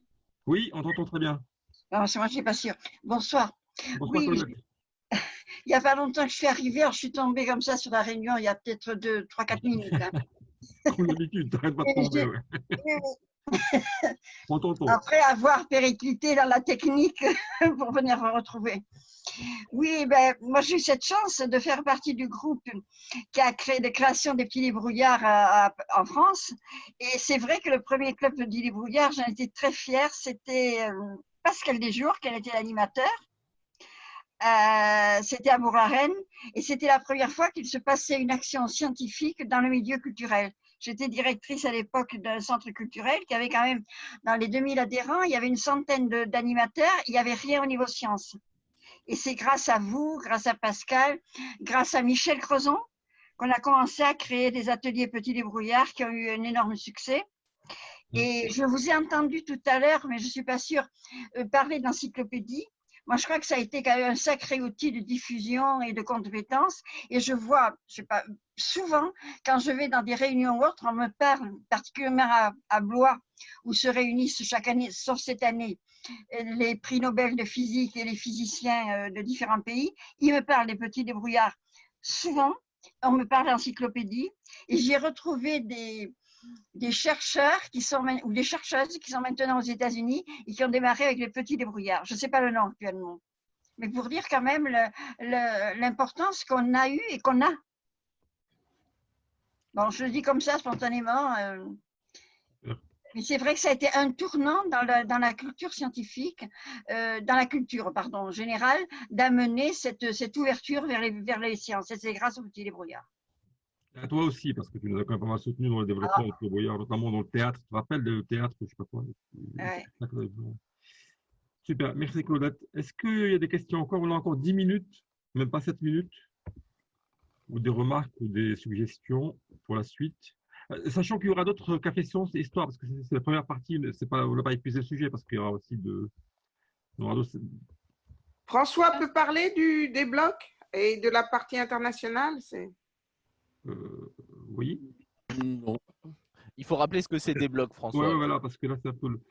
Ouais, mais ce n'est pas tellement le thème de la soirée. Mais bon, c'est un outil, on va dire, numérique qui permettra de communiquer, de faire l'animation à distance. Donc, on est en train de le développer, mais c'est vrai que on parlait plus de l'histoire et de mettre en valeur un peu les premiers instants. Et Claudette le rappelait, c'était quand même…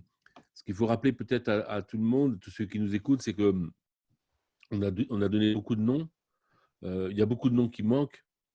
L'histoire fait qu'on va dire, on cristallise souvent sur une ou deux personnes. Petre de Tchéquie, il a fait beaucoup, oui, petit débrouillard. Petre, mais aussi, j'aurais plein de noms et plein de gens en France et qu'on oublie plein de personnes. Et que ce qui est important, c'est de bien penser que, en fait, ce sont des gens qui sont mis en mouvement, autour d'une idée, d'une pédagogie, ce que je disais moi, ce qui m'a toujours passionné au petit débrouillard, c'est cette dualité qu'il y a entre le champ du social, l'éducation et le champ des sciences, et que chacun l'exprime et le vit à sa façon, mais que c'est ce moteur-là qui est source de créativité et qu'il ne faut rien s'interdire. Félix rappelait que lui, il a aussi bien développé la partie, on va dire, plus éditoriale, et après, derrière, c'est passé la partie animation. Moustapha dit, en France, on a fait le contraire, mais ce n'est pas grave. Ce qui est important, c'est en fait d'embraser tous les champs, le numérique, l'édition, les revues dans son quartier, au niveau national, international, partout. Il faut prendre des espaces, il ne faut pas les laisser inoccupés. Et c'est les personnes qui ont fait le réseau aujourd'hui et c'est les personnes qui le font demain. Est-ce qu'on a d'autres interventions? Mustapha, on peut peut-être dire un petit mot sur le projet Histoire. Marie Baudeux, oui, Ouais. Marie Baudeux, vas-y, tu peux… Salut tout le monde. Oui, vas-y Marie. Et après, on donne la parole à Antonio, ouais, vas-y. Ouais, un petit mot sur l'importance de l'histoire. En fait, on avait lancé ça avec Michel Lété, qui est aussi en ligne et enseignant-chercheur au CNAM, sur une initiative avec les étudiants en master du CNAM pour mettre en histoire notre histoire, justement. Et ce sont des étudiants qui, pour certains, vous ont d'ailleurs contacté, Pascal. Il y a eu des interviews réalisées dans le réseau. Et simplement, donc, ça dépend beaucoup des initiatives en l'occurrence là des étudiants, mais donc pour l'instant il y a eu un one shot, on va dire, mais c'est quelque chose qu'on voudrait pérenniser. Là on a lancé, ce qui a été créé, c'est notamment la fresque historique qui avait été présentée au congrès de Nancy. Mais il y a aussi eu un travail avec une archiviste professionnelle qui a inventorié, qui est passée à l'AFPD pour faire une classification, en fait, comme le font les archivistes, pour indexer les documents clés des petits débrouillards. Et ça, en l'occurrence, en tout cas le volet archives, je pense qu'on a besoin de tout le monde et que c'est super important de le faire. Et en l'occurrence, ensuite, le but, c'est de déposer ces archives au PAGEP, le PAGEP qui est donc les archives jeunesse éducation populaire, pour donner ensuite accès à des futurs chercheurs, à des gens que ça intéresse, accès à notre propre histoire. Il y a déjà des thèses petits débrouillards, il pourrait très bien en avoir beaucoup d'autres. Et ça me semble super important de se mettre tous sur ce travail-là. Bon, on n'est pas forcément pressé, mais ça me semble important. Et en l'occurrence, Jean-Claude Guiraudon a déposé ses archives au PAGEP. Et je trouve que c'est une grande responsabilité de mémoire, quoi. D'autres interventions avant de clore ce… Oui, Antonio, pardon. Oui. Monsieur le Président. Ce que je voulais dire et ajouter un peu plus la pensée de François, c'est la force du mouvement des petits débrouillards au niveau international et surtout la force au niveau local, comment les petits débrouillards dans chaque pays a essayé de copier ou de prendre ce que nos amis québécois ils ont fait, ce que nos amis français ils ont fait. Donc la force des petits débrouillards au niveau local, ce n'est pas seulement la sensibilisation à embrasser des carrières scientifiques auprès des enfants, sinon la force de notre mouvement, c'est nourrir l'esprit critique, l'esprit de solidarité. Donc, et c'est ça qui fait la force et c'est ça que les futurs animateurs ou les animateurs qui sont les plus jeunes doivent avoir dans leur esprit, que nous utilisons les sciences comme moyen d'éveiller à l'esprit critique, à la curiosité. Et c'est ça qui fait de notre mouvement quelque chose d'innovant et quelque chose qui va durer dans le temps. C'est ça que je voulais ajouter à ce que François avait dit. Voilà. Merci, mon cher Antonio. Bon, il est presque l'heure de nous dire au revoir, sauf s'il y a encore des envies de prendre la parole, de partager quelque chose. Patrick qui lève la main. Patrick, allons-y Patrick. Vas-y. Oui, bonjour. Ces derniers temps, chez les petits débrouillards, les sciences humaines prennent une place importante, les débats sur des questions de société, sur des controverses qui ne sont pas toujours et même pas fréquemment de nature scientifique, prennent de plus en plus d'importance. Les modèles épistémologiques qui sont derrière, les modèles de construction de la vérité ne sont pas du tout ceux des sciences exactes. qu'est-ce que ça change? Comment les pères fondateurs voient-ils un tel changement? Ça m'intéresserait de savoir ce qu'ils en pensent, quoi. Merci Patrick pour la question.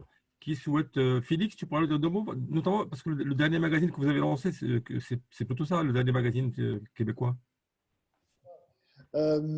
Oui, Curium, en fait, qui s'adresse plus aux enfants de 12 à 16 ans, est beaucoup axé sur la société, sur les questions sociales. C'est le magazine qu'on appelle Sciences, Techno et Société. Et on parle d'inégalité sociale dans le numéro qui vient justement sortir. C'est ça le thème.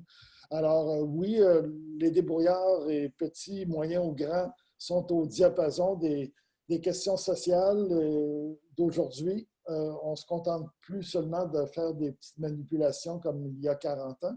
Oui, il faut attiser la curiosité de l'enfant et le désir d'apprendre, mais il faut aussi situer cette connaissance-là dans un contexte beaucoup plus large.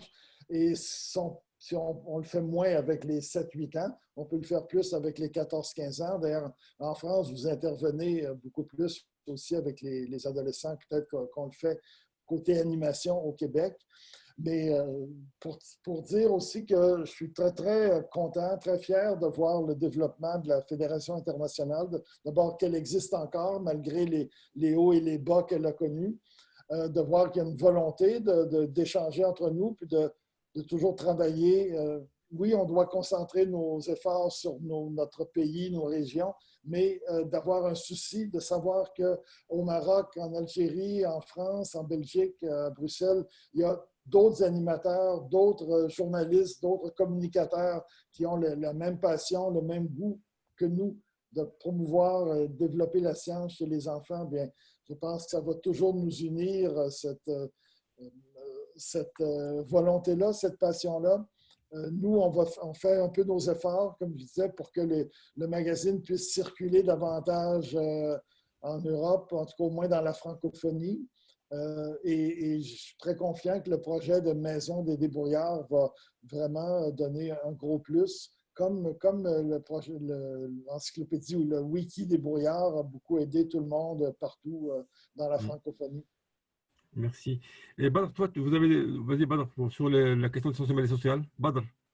Oui, j'aimerais bien aussi intervenir et c'est bien la question de Patrick est intéressante. Donc les petits débrouillards, bien sûr, il y a eu une évolution tout au long de leur parcours et de leur histoire.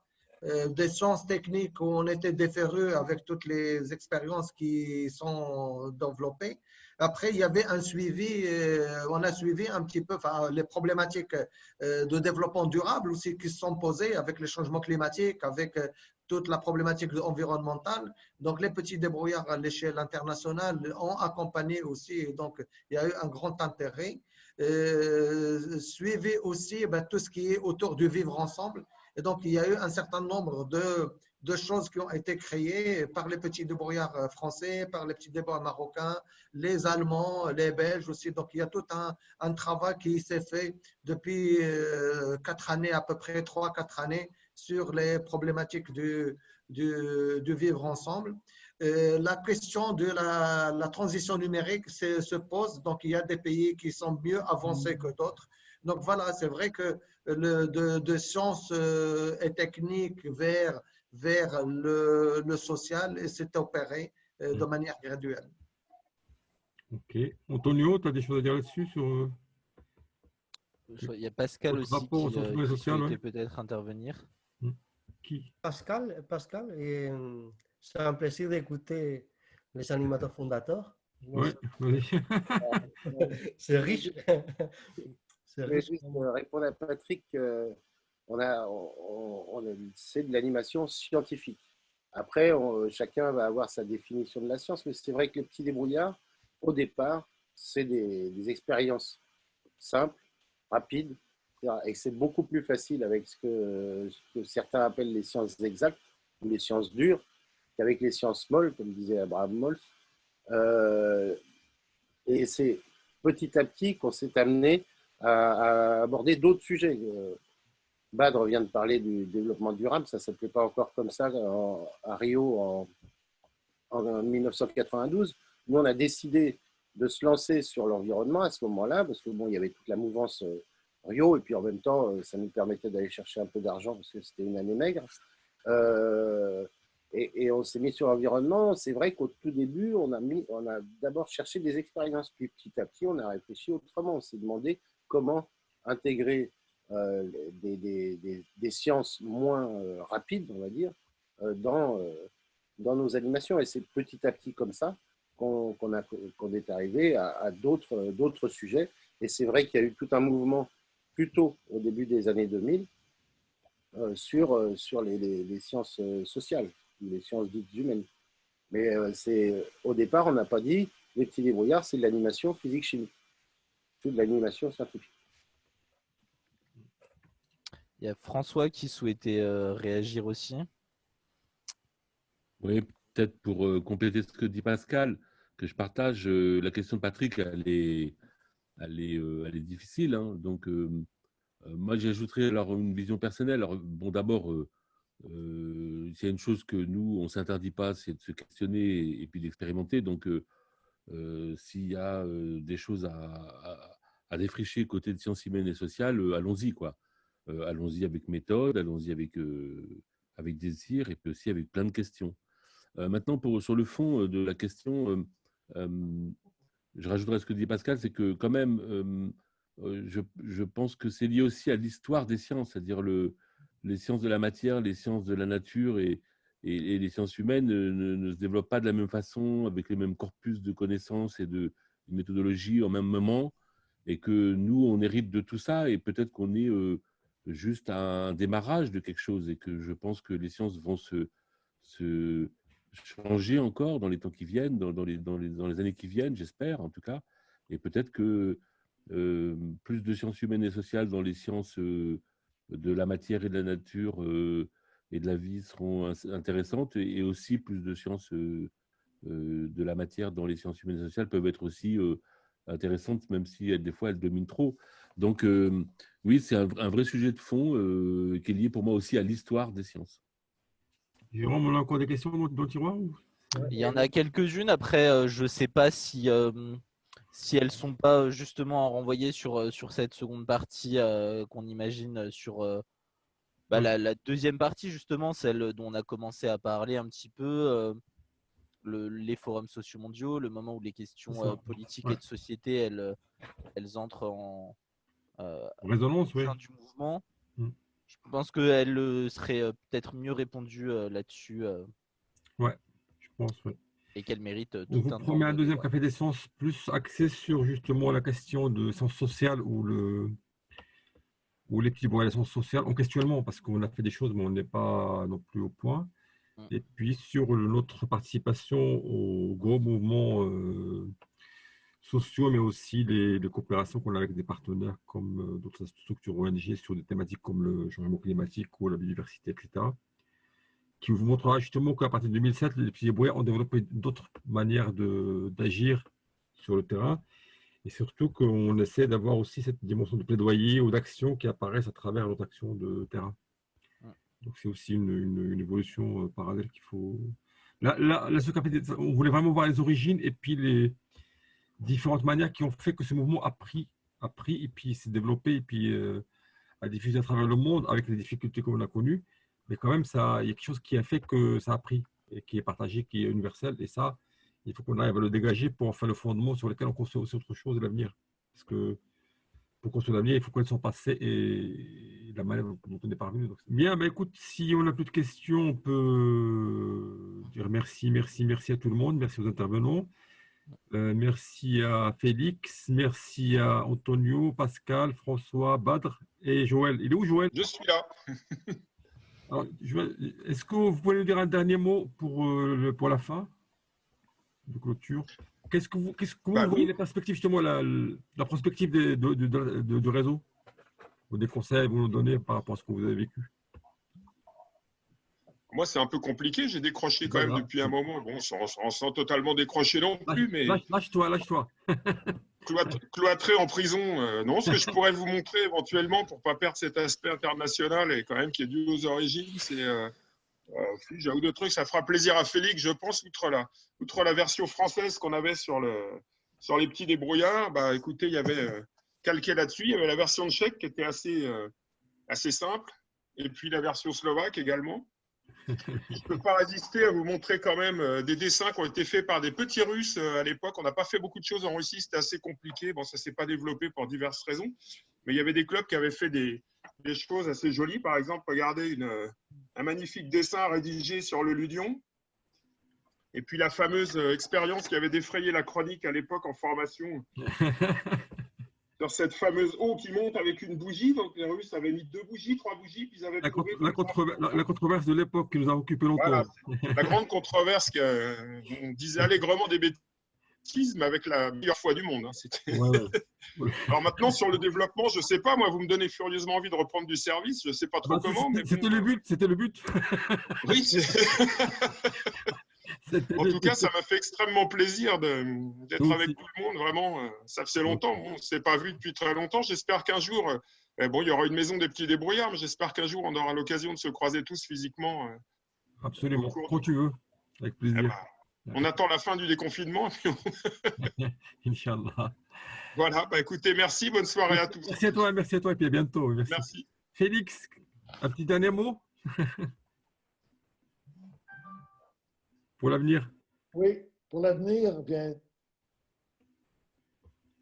Pour l'avenir, tout ce que je dirais, petits débrouillards de tous les pays, unissez-vous. Pour faire quoi? La révolution. L'apéro ou la révolution. L'apéro libre. Donc on peut inventer l'apéro révolution. Je sais pas, un peu comme ça. Antonio, un dernier mot pour l'avenir? Monsieur le président de la FIPD.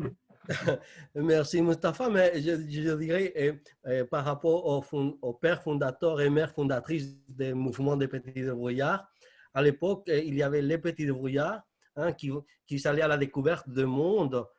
Mais aujourd'hui, on peut dire qu'il y a les petits débrouillards qui vont à la découverte du monde. Il y a les petits débrouillards adolescents qui se posent des questions, qui essayent de chercher le pourquoi, comment. Et ici aussi, il y a les grands débrouillards, nous les vieux, qu'on doit avoir une participation politique et active dans la société d'aujourd'hui. Dans le mouvement, maintenant, il a commencé très petit. Maintenant, on a les seniors débrouillards, quoi. Et voilà, en espérant qu'il va continuer. Et comme dit Félix, petits débrouillards de tous les pays, unissez-nous. Voilà. Il faut les appeler les vieux débrouillards. Un vieux, c'est un vieux. C'est pas senior. Voilà. On est vieux, il n'y a pas de problème possible.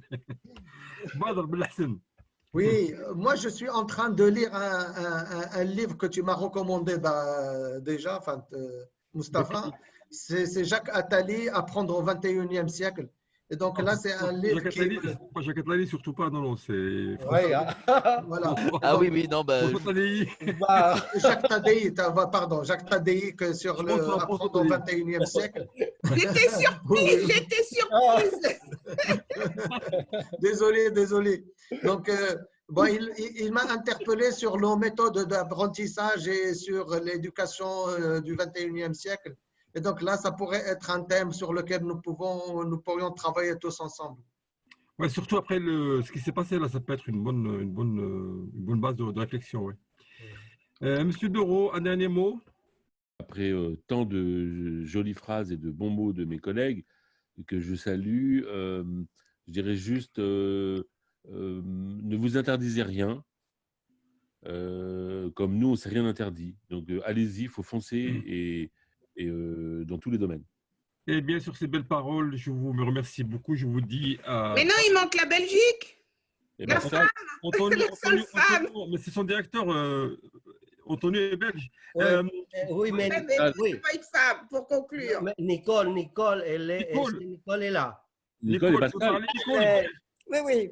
Voilà. Mais moi, je reste toujours passionnée, mais je crois que même si on reste au niveau des toutes petites expériences, le fait que les enfants apprennent à avoir confiance en eux, grâce à ces petites expériences où ils étonnent les autres, notamment quand ils font des petites démonstrations dans des foires publiques, etc., eh bien, ils reprennent confiance en eux. et ils deviennent meilleurs élèves à l'école aussi en étonnant leurs professeurs. Et c'est cette partie étonner l'autre qui est intéressante et qui peut être un moteur social aussi et de développement social, quoi. Parce que souvent on dit ah ben non, celui-là il sait rien faire, ça va pas, et nous on sait le récupérer. Et on a comme ça plusieurs projets, notamment avec la Fondation Brand-Baudouin, qui permet à des enfants très défavorisés d'entrer dans nos ateliers petits débrouillards pour 5 € par jour, alors que les autres en paient 25. Eh bien, cet outil-là permet de mélanger les classes sociales et avec les sciences, tout le monde est à la découverte au départ. Et on leur apprend, nous, à utiliser les sciences pour avoir un moteur, notamment au niveau de l'élocution. Et ça, enfin, les Français sont beaucoup plus forts que nous là-dessus, mais nous, c'est un moteur de communication sociale et de montée sociale. Pouvoir bien communiquer, c'est aussi important. Et communiquer à partir d'une petite expérience qu'ils présentent, et bien après, ils savent communiquer sur plein d'autres choses et donc réussir aussi leurs examens oraux plus tard quand ils seront en 5e d'humanité, quoi, par exemple. Donc, l'outil peut être un facteur de montée sociale pour nous. Et nous, on est très fiers que la Fondation Brand-Baudouin nous soutienne à ce niveau-là, quoi. Ok, très bien. Nicole, il reste Pascal, qui est le seul de nos intervenants qui n'a pas dit son mot de conclusion. Le rappel, François. Oui, Pascal, c'est à toi. moi, juste, ce que je peux dire, c'est que là, bon, c'est gentil, on a fait parler les anciens.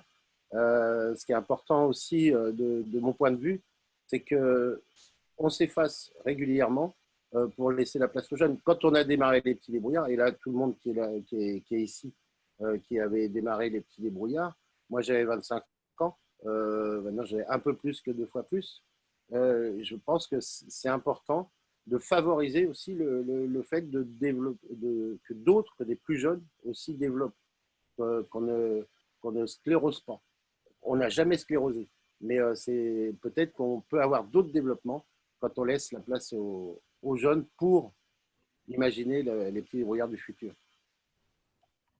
Merci Pascal. Je crois que ton conseil a été entendu. Hein. Bravo. Bien. Jérôme, tu veux dire quelque chose aussi?